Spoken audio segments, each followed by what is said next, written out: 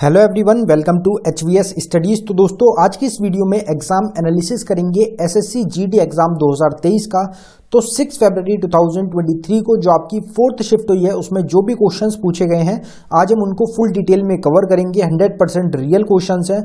जो क्वेश्चंस आज की आपकी शिफ्ट में पूछे गए हैं उन्हीं क्वेश्चंस को प्रोवाइड कराया गया है। इन क्वेश्चंस के अलावा अगर जिनका भी 4th शिफ्ट में एग्जाम था आपको बाकी क्वेश्चंस ध्यान हो तो आप कमेंट बॉक्स में उनको जरूर टाइप करें। तो चलिए वीडियो को स्टार्ट करते हैं, देखते हैं पहला क्वेश्चन क्या है।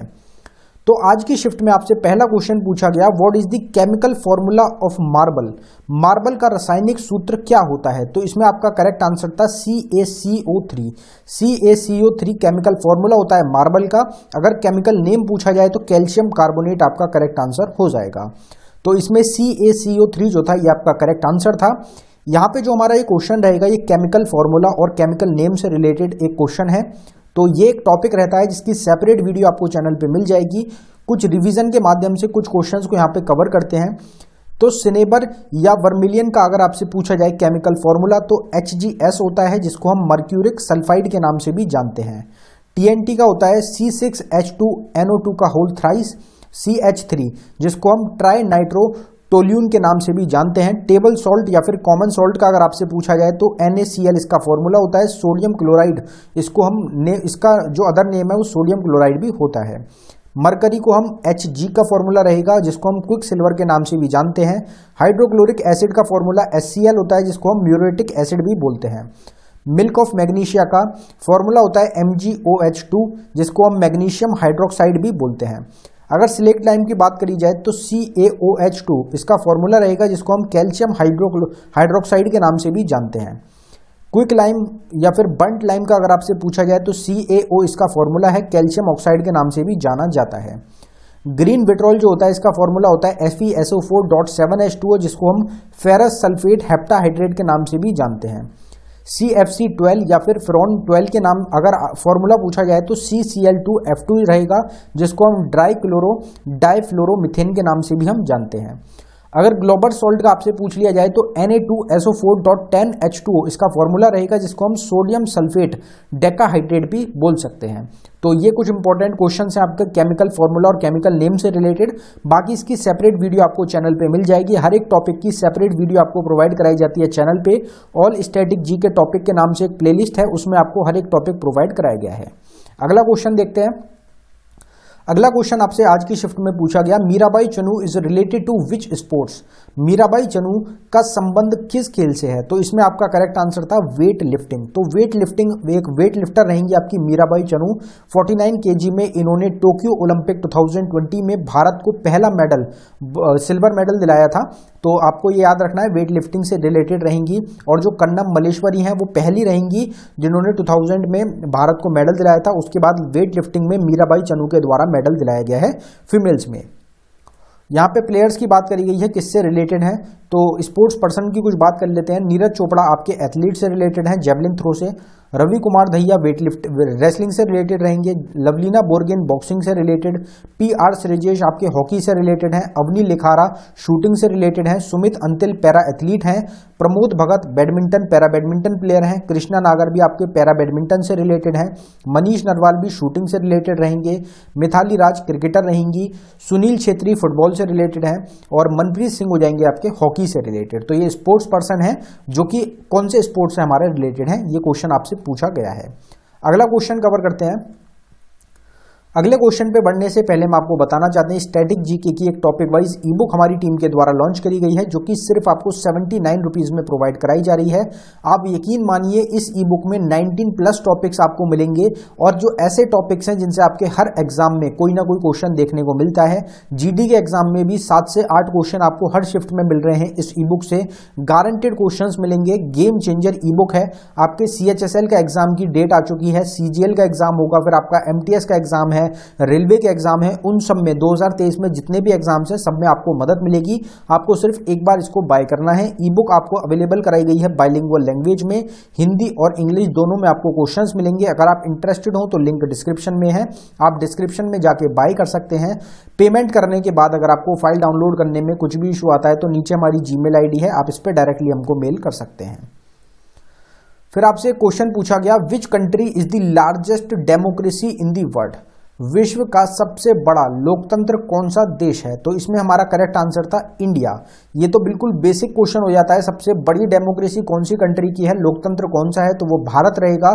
दूसरी सबसे बड़ी डेमोक्रेसी अमेरिका रहेगी। तो ये आपको ध्यान रखना है। अगर सबसे बड़ी पॉपुलेशन पूछी जाए कौन सी है, तो वो चाइना की है। दूसरे नंबर पे सबसे बड़ी पॉपुलेशन इंडिया की रहेगी।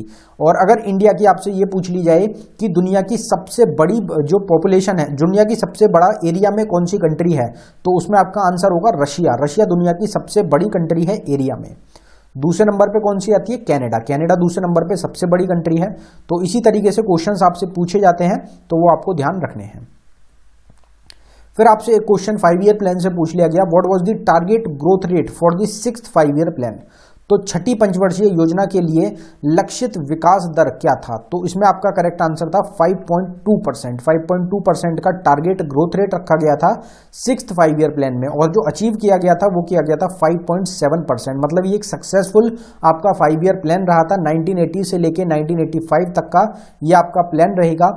अगर इससे रिलेटेड कुछ और फैक्ट्स की बात कर ली जाए, तो इसमें टारगेट ग्रोथ रेट जो था वो 5.2% रखा गया था, लेकिन जो रियल ग्रोथ रेट था वो आपका 5.7% रहा था। इसका मतलब रहता है कि ये जो 5 ईयर प्लान है ये आपका सक्सेसफुल रहा था। जो 6th 5 ईयर प्लान है, इसमें फैमिली प्लानिंग प्रोग्राम को लॉन्च किया गया था, जिससे कि जो पॉपुलेशन है उसको कंट्रोल किया जा सके। 6th 5 ईयर प्लान में national bank for agriculture and rural development, NABARD जो है उसको एस्टेब्लिश किया गया था। किसके रिकमेंडेशन पे? तो शिवराम कमेटी के रिकमेंडेशन पे। आपसे कमेटी पूछी जा सकती है कि नबार्ड किसके रिकमेंडेशन पे आपका एस्टेब्लिश हुआ है, तो इसलिए आपको आगे भी के लिए भी ये क्वेश्चन ध्यान रखना है। फिर आपसे क्वेश्चन पूछा गया, where was the foundation of the non cooperative movement led? तो असहयोग आंदोलन की नींव कहाँ रखी गई थी? तो इसमें हमारा करेक्ट आंसर था Kolkata session of INC, Indian national Congress, 1920। तो 1920 में जो कोलकाता सेशन हुआ था आपका, कब हुआ था? 5 सितंबर 1920 में नॉन कोऑपरेटिव मूवमेंट को लॉन्च किया गया। तो जो कोलकाता सेशन हुआ 1920 में इंडियन नेशनल कांग्रेस का, उसमें जो एक फाउंडेशन स्टोन, एक नींव रखी गई थी नॉन कोऑपरेटिव मूवमेंट की। मूवमेंट्स की यहाँ पे थोड़ी सी बात कर लेते हैं। ये क्वेश्चन जो है, जो अभी आपसे पूछा गया फर्स्ट शिफ्ट में भी आपसे यही नॉन कोऑपरेटिव मूवमेंट से रिलेटेड क्वेश्चन पूछा गया था। तो मूवमेंट की अगर बात करें तो चंपारण मूवमेंट 1917 में महात्मा गांधी ने लॉन्च किया। नॉन कोऑपरेटिव मूवमेंट 1920 में गांधी जी ने ही लॉन्च किया था। स्वदेशी मूवमेंट 1905 में लॉन्च हुआ। सिविल डिसोबीडियंस मूवमेंट 1930 में गांधी जी ने लॉन्च किया था। ककोरी ट्रेन एक्शन 1925 में लॉन्च हुआ। होम रूल लीग 1916 में बाल गंगाधर तिलक और एनी बेसेंट ने लॉन्च किया। क्विट इंडिया मूवमेंट को 1942 में महात्मा गांधी ने, भूदान मूवमेंट को 1951 में विनोबा भावे ने, रॉलेट एक्ट, जलियांवाला बाग और खिलाफत मूवमेंट आपका 1919 में हुए थे। गांधी रिबन पैक्ट 1931 में साइन किया गया था। Who become the youngest speaker of Maharashtra assembly? तो महाराष्ट्र विधानसभा के सबसे युवा अध्यक्ष कौन बने हैं? तो ये इंडिया के भी सबसे युवा रहेंगे। क्या नाम है इनका? राहुल नार्वेकर। राहुल नार्वेकर जो है ये यंगेस्ट स्पीकर बने आपके महाराष्ट्र असेंबली के। साथ में इंडिया के भी ये यंगेस्ट स्पीकर आपके रहेंगे। तो ये क्वेश्चन आपका जो पीछे एग्जाम हुआ था एमटीएस का और जो आपका सीजीएल का एग्जाम हुआ था 2022 का, उसमें दोनों में आपका एक एक बार ये क्वेश्चन देखने को मिला था। और अब जो आपका जीडी का एग्जाम हुआ है उसमें भी ये क्वेश्चन आपका रिपीट हो चुका है। फिर आपसे क्वेश्चन पूछा गया, what is the minimum age required to become the president of India? पिछली शिफ्ट में आपसे गवर्नर का पूछा गया था कि मिनिमम एज कितनी होनी चाहिए गवर्नर बनने के लिए। इस वाली शिफ्ट में आपसे पूछ लिया गया कि भारत के राष्ट्रपति बनने के लिए न्यूनतम आयु कितनी होनी चाहिए। तो इसमें आपका करेक्ट आंसर है 35 ईयर्स। 35 साल की उम्र मिनिमम होनी चाहिए प्रेसिडेंट बनने के लिए। और उसमें क्या थी हमारी गवर्नर के लिए 35 ईयर्स ही। अगर प्रेसिडेंट से रिलेटेड आर्टिकल्स की बात करी जाए तो आर्टिकल 52 से आर्टिकल 62 तक प्रेसिडेंट से रिलेटेड रहेंगे। आर्टिकल 52 में बताया गया है there shall be a president of India. Article 53 में आता है executive power of the union vested in president. Article 54 में आता है इलेक्शन ऑफ प्रेसिडेंट। आर्टिकल 56 में आता है term of office of president. Article 60 में आता है ओथ और affirmation by the president. Article 61 में आता है impeachment process of president. Article 72 में आता है power of president to grant pardon ETC and to suspend, remit और commute sentence in certain cases. तो ये सब आपके आर्टिकल से रिलेटेड हैं प्रेसिडेंट से। फिर आपसे क्वेश्चन पूछा गया 35th नेशनल गेम्स 2015 वर ऑर्गेनाइज्ड इन।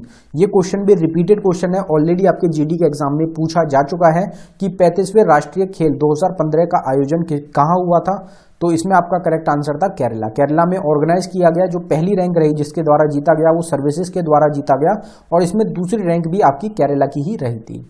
फिर आपसे एक क्वेश्चन पूछा गया Sattriya dance is related to which religion. तो जो डांस फॉर्म्स हैं वो किस रिलीजन से रिलेटेड है या फिर किस गॉड को डेडिकेटेड है, इस टाइप के क्वेश्चन भी काफी देखने को मिल रहे हैं। तो सत्रिय डांस जो है ये हिंदू रिलीजन से आपका रिलेटेड रहेगा। जो ऑप्शन था उसके हिसाब से आपका आंसर बन जाता है। तो हिंदू, मुस्लिम, सिख, ईसाई इस टाइप से आपको दिए गए होंगे ऑप्शन, तो उसमें आपका हिंदू आंसर हो जाएगा। जो आसाम स्टेट है हमारी, वहां से रिलेटेड ये आपका एक डांस फॉर्म रहेगा सत्रिय डांस, आसाम का क्लासिकल डांस है। डांसेस की यहाँ पे बात हुई है तो डांसेस को एक बार कवर कर लेते हैं। वैसे ये जो स्लाइड है ये हम ऑलरेडी काफी बार कवर कर चुके हैं। लुद्दी डांस आपका पंजाब से है, आंकिया नट है आसाम का, लेजिम डांस महाराष्ट्र से, जाता जतिन बिहार से, रौफ जम्मू कश्मीर से, भरतनाट्यम तमिलनाडु से, गिद्दा पंजाब से, डोमकच झारखंड से, कुचिपुड़ी आंध्र प्रदेश से, मोहिनीअट्टम केरला से, सत्रिया आसाम से, भवई डांस राजस्थान गुजरात से, और यक्षगान आपका कर्नाटक का डांस फॉर्म आपका हो जाएगा। फिर आपसे एक क्वेश्चन पूछा गया which state of India has the highest population after Uttar Pradesh according to census 2011। 2011 की जनगणना के अनुसार उत्तर प्रदेश के बाद भारत के किस राज्य की जनसंख्या सर्वाधिक है। तो इसमें जो सबसे ज्यादा जो हाईएस्ट पॉपुलेशन है वो उत्तर प्रदेश की रहेगी पहले नंबर पे, दूसरे पे आता है आपका महाराष्ट्र, तीसरे पे रहेगा बिहार, और चौथे पे रहेगा आपका वेस्ट बंगाल। तो ये चार हमारी स्टेट्स हैं जिनकी सबसे ज्यादा पॉपुलेशन है। चारों का नाम आपको याद रखना है। यहाँ पे सेंसस से रिलेटेड बात की गई है। ऑलरेडी जो ये क्वेश्चन है, जो रिवीजन की स्लाइड है हमारी, इसमें से करीब इसमें 15-16 क्वेश्चन होंगे, जिसमें से ऑलरेडी करीब 12 से 13 क्वेश्चन ऑलरेडी एग्जाम में आपके बन चुके हैं। तो मोटो क्या है सेंसस 2011 का? Our census our future. Highest populous union territory Delhi रही, lowest populous union territory Lakshadweep. Highest populous state है Uttar Pradesh, lowest populous state है Sikkim. Highest urban population Maharashtra की है। एवरेज सेक्स रेशियो इंडिया का 943 रहेगा। हाईएस्ट सेक्स रेशियो वाली स्टेट केरला है 1084 के साथ। लोएस्ट सेक्स रेशियो वाली स्टेट हरियाणा है 879 के साथ। हाईएस्ट सेक्स रेशियो वाली यूनियन टेरिटरी पुडुचेरी है 1037 के साथ, और लोएस्ट सेक्स रेशियो वाली स्टेट दमन दीव और दादर नागर हवेली 618 के साथ। टोटल पर्सन लिटरेसी रेट 74% है। मेल लिटरेसी रेट है 82.14%। फीमेल लिटरेसी रेट 65.46% है। हाईएस्ट लिटरेसी रेट वाली स्टेट केरला है 94% के साथ। लोएस्ट लिटरेसी रेट वाली स्टेट बिहार रहेगी 61.8% के साथ। तो दोस्तों ये था हमारी वीडियो का आखिरी क्वेश्चन। अगर आपको वीडियो पसंद आई हो वीडियो को लाइक करें। अगर आपने अभी तक हमारे चैनल को सब्सक्राइब नहीं किया है तो आप हमारे चैनल को जरूर सब्सक्राइब कर लें। अगर आपको ई बुक्स बाय करनी हो तो ई बुक्स का लिंक डिस्क्रिप्शन में है, आप डिस्क्रिप्शन में जाके हमारी ई बुक्स को बाय कर सकते हैं। धन्यवाद।